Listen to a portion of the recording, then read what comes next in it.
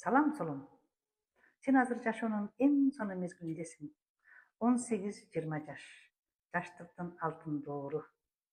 Бул мезгилде жүзүбүз жаркырап, энергиябыз ашып ташып турган убак. Бирок байкачы, 30да, 40да, аты бир 50 жашта ушу сулукту кармасак болобу? Анда мен сага 5 баллыкты беремин. Биринчиси күндөн сактоочу крем менен достошкон. Анткени күндүн нуру терини тез карытат. Экинчиси уйкуну иретке келтирүү, түнкүсүн 11ден калбай уктоо.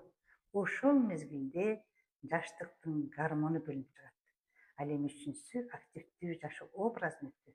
Спорт, бий же жөн гана басуу кан айлануу жакшырса, клеткаларга кычкыртек жана баалуу азыктар өз убагында жетип турса, сенин жүзүң ар дайым жаркырап турат.